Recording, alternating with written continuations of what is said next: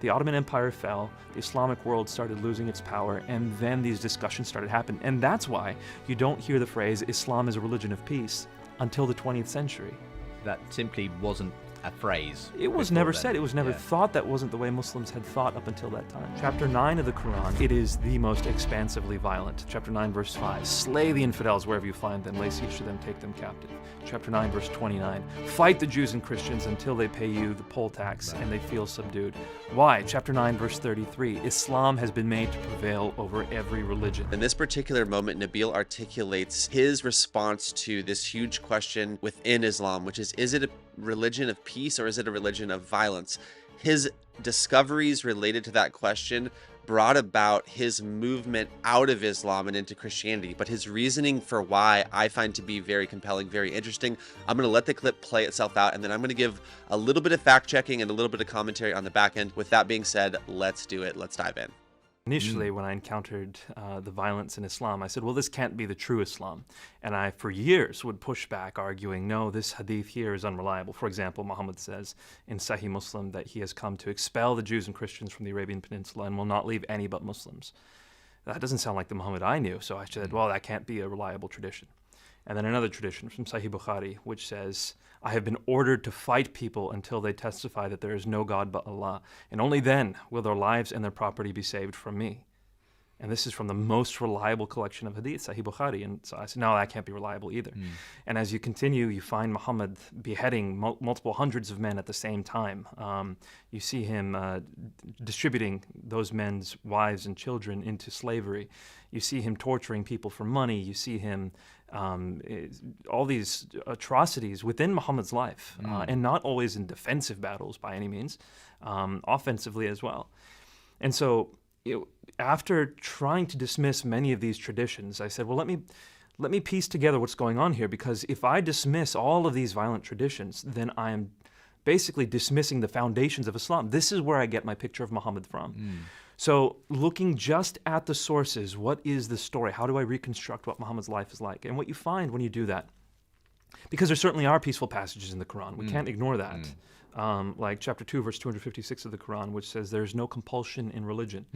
And those are often the ones that are quoted in those response are often to, the ones, to people. Chapter 109, which says, you know, those of you who disbelieve, believe whatever you want and let us believe what we want. Fairly peaceful. One of the ones that's I can't say this without laughing a bit, but so abused is chapter 5, verse 32 of the Quran, which says, if you kill one person, it says if you kill all of mankind. And if you save a life, it says if you save all of mankind. When you start understanding the context, though, you realize that this is not the ultimate message of Islam. For example, that one verse, chapter 5, verse 32 of the Quran, says, the first part of that verse is, it was told to the Jews, if you kill one person, it's as if you kill all mankind. If you save a life, as if you save all mankind. And we do. We find that in Tractate Sanhedrin of the Babylonian Talmud. I see. It's not in the Quran. It's not a teaching for Muslims. The next verse is the teaching for Muslims, which says, if anyone creates mischief in the land or strives against Allah or His messenger, crucify him or kill him. Right, a or very cut off different his hands and feet. message. Exactly. Okay. So you start getting the context. And what you find is, in the first 13 years of Muhammad's prophetic career, he lives a peaceful life. He has about 100 followers by the end of that time, not that many. Certainly doesn't have a fighting force. Most of these people are of humble means. And he doesn't fight during that time. But then he's given rule over a city. An entire city gives him the right to be arbiter. From that moment until his death, approximately 9 to 10 years, he personally participates in or deputizes 86 battles. Right. So that's an average of 9+ battles a year, and they culminate in intensity until the moment he dies. Chapter 9 of the Quran is the last major chapter of the Quran to have been composed, and it is the most expansively violent. This is the one that starts off by saying this is a disavowal of all the treaties we have with polytheists. Chapter 9, verse 5, slay the infidels wherever you find them, lay siege to them, take them captive. Chapter 9, verse 29, fight the Jews and Christians until they pay you the poll tax and they feel subdued. Why? Chapter 9, verse 33, Islam has been made to prevail over every religion.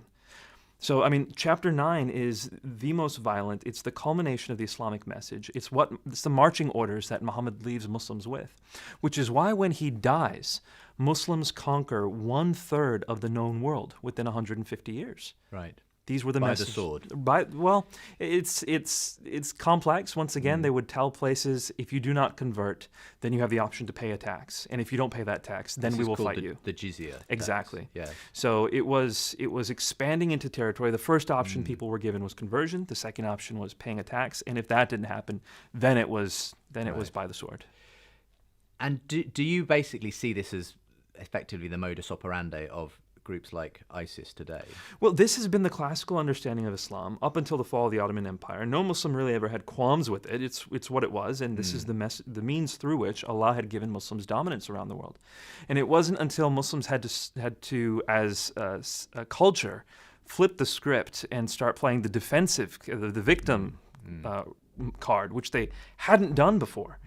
So, for example, the Crusades. Many Muslims will point to the Crusades now and say this is another example of Christian sort of superiority complex and trying to keep us down and oppressing us.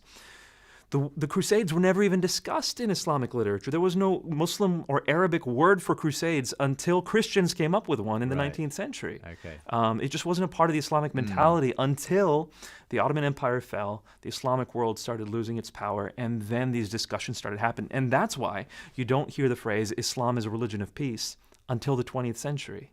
That simply wasn't a phrase. It was never said. It was never thought. That wasn't the way Muslims had thought up until that time. Okay, so what I want to do now is just take a second to highlight 4 verses that I came across as I've been digging into this that I just want to open up the conversation around and give, if you are yourself within Islam, a chance to kind of explain this, or if not, to at least understand what is actually in there as I've been reading through this. So it's the punishment for those who wage war against God and his apostle and strive with might and main for mischief through the land is execution or crucifixion or the cutting off of hands and feet from opposite sides or exile from the land. That is their disgrace in this world and a heavy punishment for theirs in the hereafter. Surah 9:5 says, "Fight and slay the pagans wherever ye find them, and lie in wait for them in every stratagem of war." Surah 9:14 says, "Fight them, and God will punish them by your hands. Cover them with shame." Surah 61:4 says, "Truly God loves those who fight in his cause in battle array, as if they were a solid, cemented structure." So with all this being said, I need to highlight that my hope in this is simply to bring some of these things to the light in order to help people consider them, think through them, and actually look at what is within the Quran itself, look at what is within the history of Islam and even the Prophet himself, Muhammad. This is not coming from a place of hate. This is coming from a place of desire for the truth to be known, and then, make a decision based on what the Quran actually says and what the life of Muhammad actually reflects. So with that being said, peace and love to all y'all, and I'll see you guys in the next video.